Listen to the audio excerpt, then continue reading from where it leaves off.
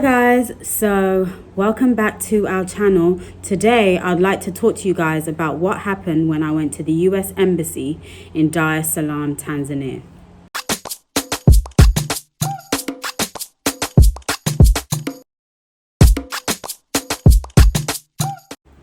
Okay guys, so my family and I went to the US Embassy in Salaam, Tanzania.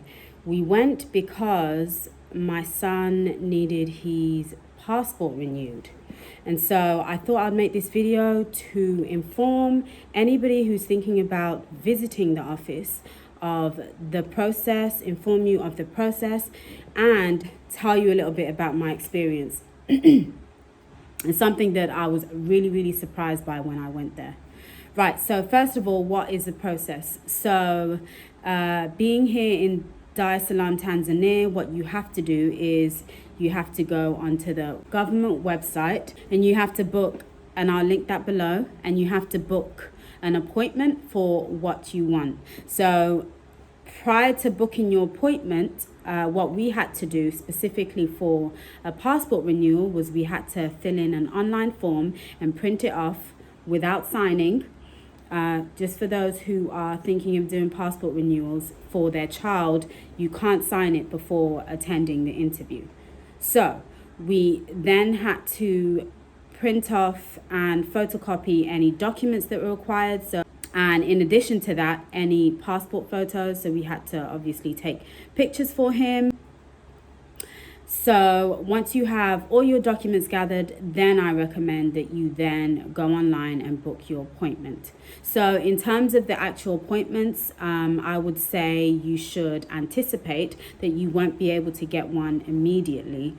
I actually, when I went on there, I don't know why, I was hoping to get one within the week. That was not the case. I'm not sure if this varies depending on the time of year or how busy the office is, but I was able to get one within 2 weeks, so it wasn't too bad, but just FYI. So then with regards to COVID right now, COVID restrictions, prior to arriving, we were told, and it's on the website, government website, you're told that you must wear a mask at all times. When we actually arrived there, yes, everybody was wearing a mask. My son, who is 5, was not required to wear a mask. And to be honest, the mask mandate was loosely enforced. And what I mean by that is, we didn't necessarily have to have it over our nose. Just have a mask around your face, and they seemed to be okay with that. But I will say that when we went into the interview, one of the ladies who was interviewing us did at one point ask us to put our mask over our nose. Just FYI. Social distancing, I mean, it wasn't very busy. It wasn't a very busy location. Social distancing wasn't really an issue. Right, so with regards to what to bring with you, I would say that you should not bring any valuables, nothing at all. They even recommend that you do not bring your phone with you, which we decided to adhere to. We did not bring anything at all apart from what was required for the actual appointment and our masks. So I recommend the same because at some point you won't have your eyes on everything that belongs to you.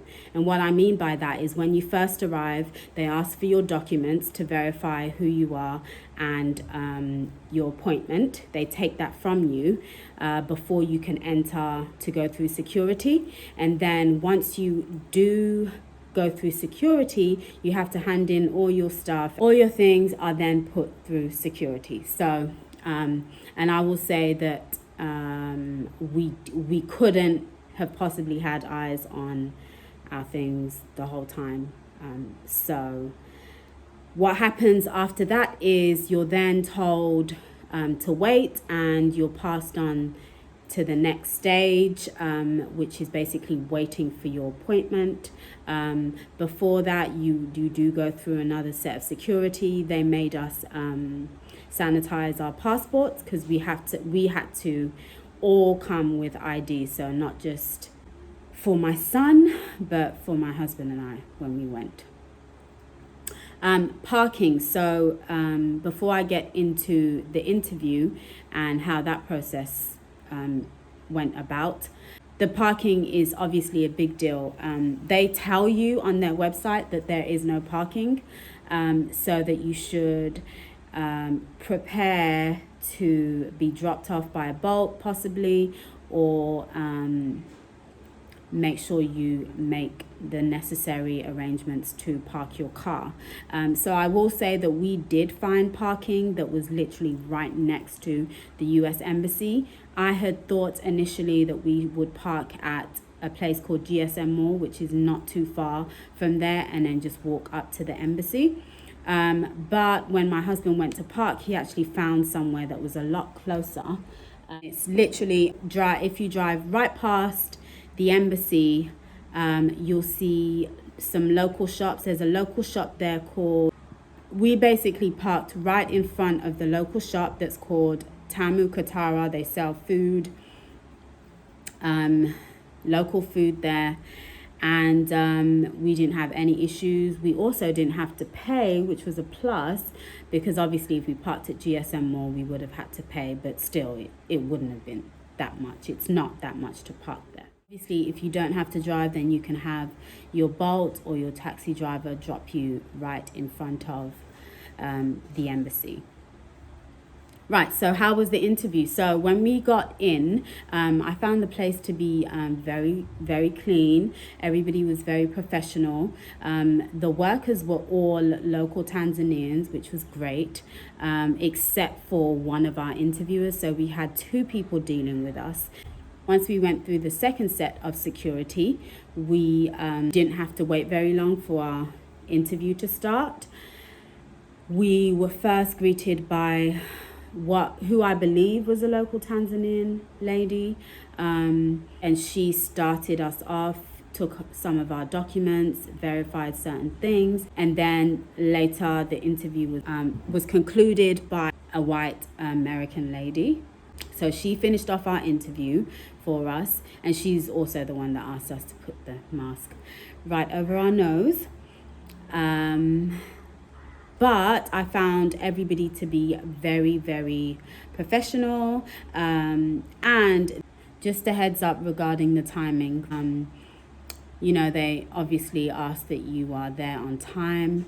I would say leave plenty of time, because you never know what traffic is like. We all know where we are. You never know what the traffic is like. Leave plenty of time. We thought we had left enough time, and we actually just made it. I believe we were a few minutes late, like 5 minutes late, but they still saw us, and it wasn't really a big issue. Just FYI, because I was kind of panicking. I was thinking, oh my word, I hope I don't have to reschedule this appointment. But they didn't even mention it. What was the most shocking thing for me was the timing. Like, for us, it was really, really crazy that we went in and we were out and done within an hour and a half. Now, for anybody who lives in Africa, you know what timing is like, especially in Tanzania. You know that pole lifestyle, that easygoing lifestyle. You plan when you go somewhere, you're going to be there for a while. So that was really shocking for us. We were like, wow, we did not expect to be in and out, and we did not expect for this level of efficiency, which, really just got me thinking. And I thought, well, you know what? There are lots of us who come to Africa seeking all that Africa has to offer, and kind of shunning how things are done in the West. But, having that experience at the US Embassy just really made me think that, you know what? Yes, there are the bad and the ugly that come with being in the West, being in those developed countries. But there are also things that we can learn from as Africans. There are things that we can learn from, like efficiency, something that we haven't mastered as yet. And I feel like, you know, just going through that experience in the US Embassy in Dar es Salaam just really made me think and reflect on the fact that efficiency and professionalism is something that is still a work in progress, and that we can absolutely learn from the West.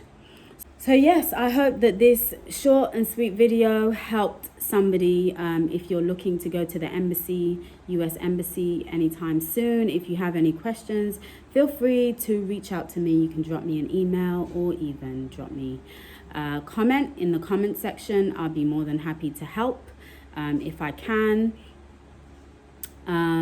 But, you know, I hope that this video was helpful, but also gives you something to reflect on with regards to how we can bring more professionalism and efficiency to Africa.